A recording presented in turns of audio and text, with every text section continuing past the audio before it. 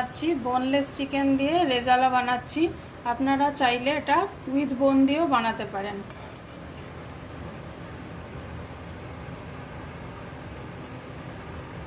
Boneless চিকেনের রেজালা বানাবো, তার জন্য আমি এরকম বোনলেস চিকেনকে এটা থাই পিস কেটে নিয়েছি স্কোয়ার শেপে। এখানে 300 গ্রাম চিকেন আছে। এর মধ্যে আমি 2 চামচ আদা রসুন পেস্ট দেব,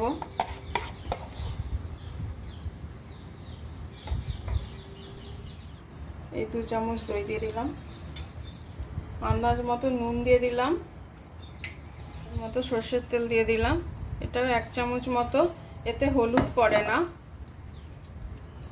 এটা আমি ম্যারিনেট করে নিয়ে এটা আমি অন্তত 2 থেকে 3 ঘন্টা ফ্রিজে রেখে দেবো। কড়াইতে আমি সর্ষের তেল দিয়ে নেব আর তার সাথে একটু ঘি দিয়ে নেব। আপনারা মানে রিফাইন্ড অয়েল দিয়েও বানাতে পারেন বা শুধু ঘি দিয়েও বানাতে পারেন, আবার শুধু সর্ষের তেলও হবে। এটা গরম হতে দিতে হবে।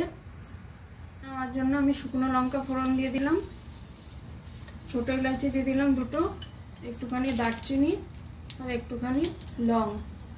আমি খুব সাধারণভাবেই বানাবো রেজালাটা। একটু কুচনো পেঁয়াজ দিয়ে দিলাম, বেশি ভাজা হবে না, জাস্ট হালকা পিঙ্ক হবে। পেঁয়াজটা আমার হয়ে গেছে। এবার আমি বেটে রাখা এখানে 2টো পেঁয়াজ আছে দিয়ে দেবো এর মধ্যে।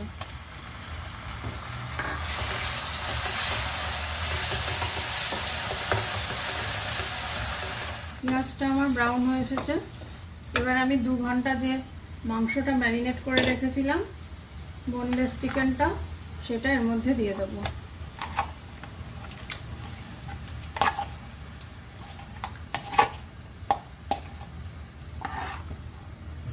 একটু নাড়াচাড়া করে নেবো। এটা কষাতে হবে না খুব বেশি, অল্প জল দিয়ে ঢাকা দিয়ে দেবো।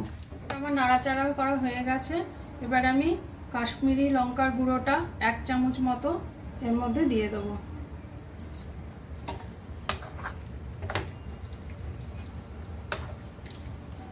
লঙ্কার গুঁড়ো দেওয়ার পরে আমি আরও একবার ভালো করে এটা নাড়িয়ে নিয়েছি।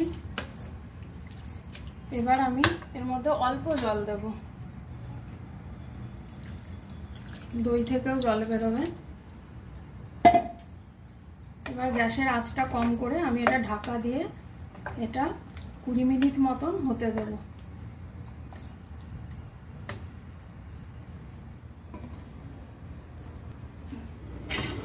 মিনিট হয়ে গেছে। এবার আমি বেটে রাখা কাজু আর পোস্ত এর মধ্যে দিয়ে দেবো। এর মধ্যে 3টে কাজু আর 1 টেবিল চামচ পোস্ত আছে।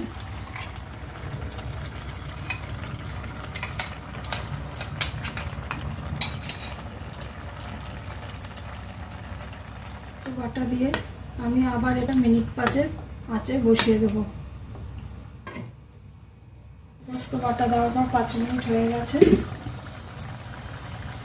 এবার আমি এটাকে নাড়াচাড়া করে নেব।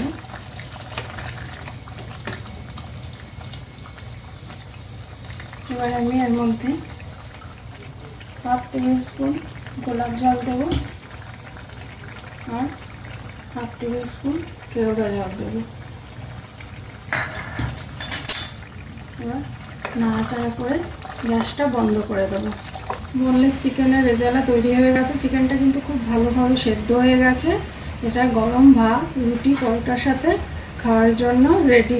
যদি আপনাদের আমার রেসিপিটা ভালো লেগে থাকে তাহলে লাইক, কমেন্ট, শেয়ার এবং সাবস্ক্রাইব করে দেবেন।